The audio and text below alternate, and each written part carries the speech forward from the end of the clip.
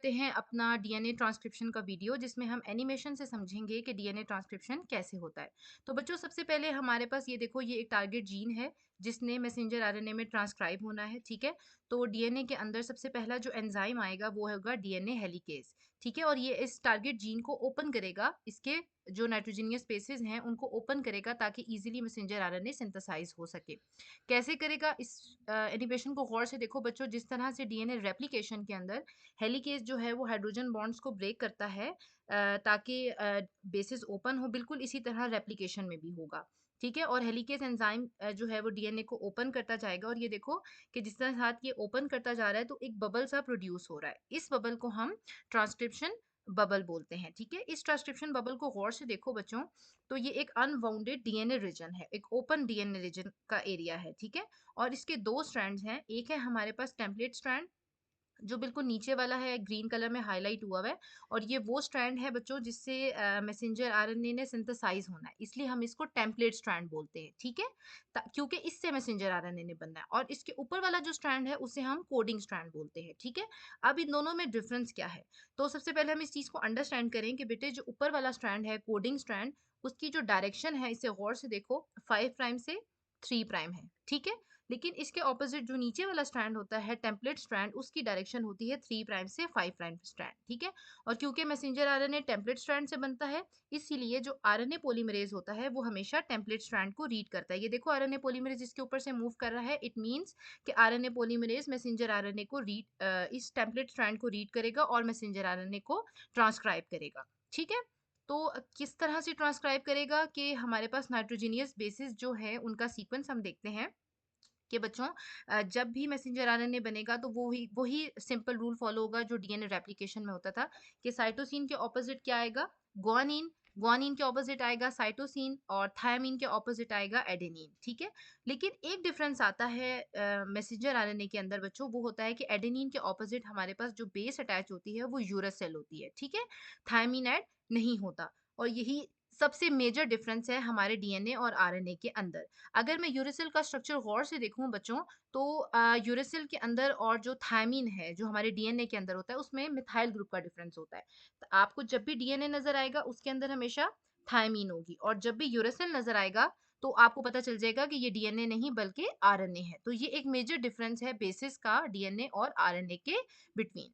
अच्छा, अब बच्चों ट्रांसक्रिप्शन स्टार्ट कहाँ से होगी? कोई तो रीजन होगा जो स्टार्टिंग पॉइंट होगा, तो उस स्टार्टिंग पॉइंट को जहां से ट्रांसक्रिप्शन स्टार्ट होती है उसे हम प्रोमोटर रीजन बोलते हैं, ठीक है? और ये एक स्टार्ट सिग्नल होता है। अब जो आरएनए पॉलीमरेज है वो इसे कैसे ढूंढता है कि इसके अंदर टाटा बॉक्स होता है, टी एक सीक्वेंस होता है न्यूक्लियोटाइड्स का जिसे हम टाटा बॉक्स बोलते हैं।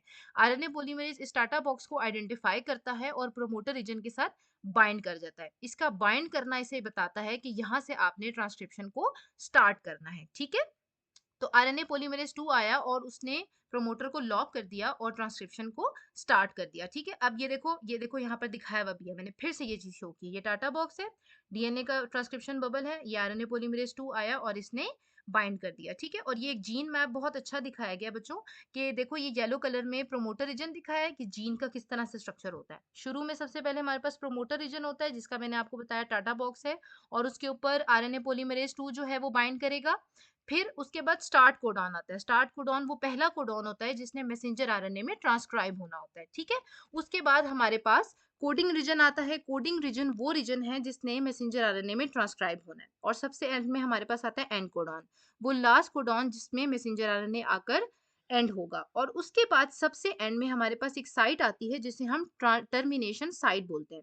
टर्मिनेशन साइट का क्या काम होता है बच्चों? जब आरएनए पॉलीमरेज टर्मिनेशन साइट पे पहुंचता है तो वो ट्रांसक्रिप्शन को स्टॉप कर देता है। तो आपको ये दोनों साइट्स पता होनी चाहिए। सबसे पहले स्टार्ट में हमारे पास क्या होता है? प्रोमोटर रीजन जिससे ट्रांसक्रिप्शन स्टार्ट होती है, और टर्मिनेशन साइट वो साइट होती है जीन के एंड पर जिससे हमारी ट्रांसक्रिप्शन स्टॉप हो जाती है। और इन दोनों साइट्स के बीच में जो हमारे पास रीजन होता है उसे हम कोडिंग रीजन बोलते हैं, जो मैसेंजर आरएनए में ट्रांसक्राइब होता है और फिर फर्दर प्रोटीन के अंदर ट्रांसलेट होगा, ठीक है? आई होप ये जीन मैप आपको समझ आ गया होगा, ठीक है? तो अब जब ये प्रमोटर देखो, अब ये आरएनए पॉलीमरेज जो है वो मूव कर रहा है, और देखो किस तरह से न्यू न्यूक्लियोटाइड्स ऐड होती जा रही हैं, ठीक है? और ये 5 प्राइम से 3 प्राइम की डायरेक्शन में इलोंगेशन होती है, और इसकी इतनी स्पीड होती है कि पर सेकंड 40 न्यूक्लियोटाइड्स ऐड करता है आरएनए पॉलीमरेज। ठीक है, अब ये देखो किस तरह से मैसेंजर आरएनए जो है वो ट्रांसक्रिप्शन बबल से निकल रहा है, प्रोट्यूड आउट हो रहा है और ट्रांसक्रिप्शन होती जा रही है। ठीक है, अब ये ट्रांसक्रिप्शन तब तक होगी जब तक टर्मिनेशन साइट नहीं आएगी। अब देखो टर्मिनेशन साइट आ गई, ठीक है, एन कोडॉन आ गया, आरएनए पॉलीमरेज स्टॉप हो गया और अब जितना मैसेंजर आरएनए बनना था वो बन गया।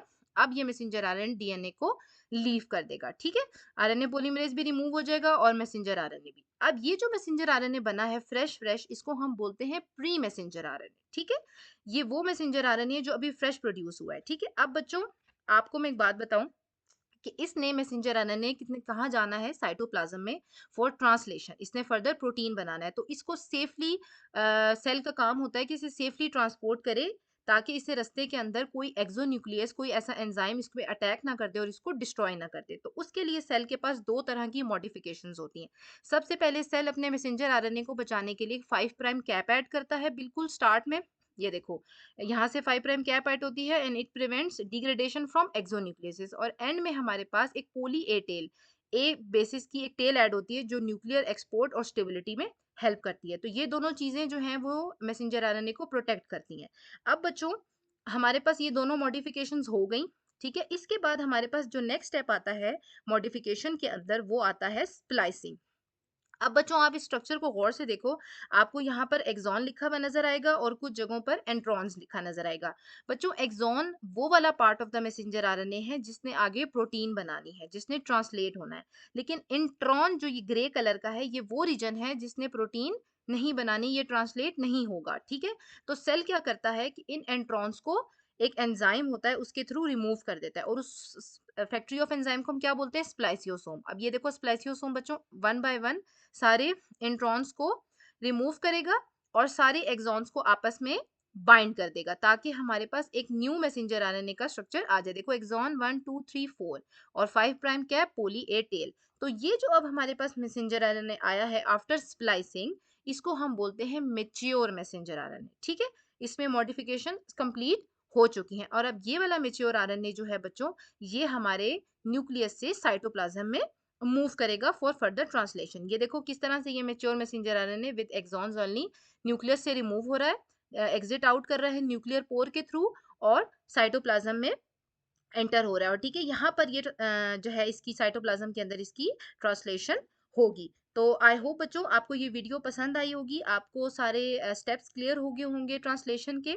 ठीक है, आपको मॉडिफिकेशन भी समझ आ गई होगी, 5 प्राइम कैप, पोली ए टेल, स्प्लाइसिंग। ठीक है, तो अगर आपको ये वीडियो पसंद आई है, do like my channel, subscribe my channel and share this video with your friends so that आप लोगों को एग्जाम्स की प्रिपरेशन में कोई इशू ना हो। तो मिलते हैं इससे नेक्स्ट वीडियो में जो कि है ट्रांसलेशन की video. Thank you so much guys.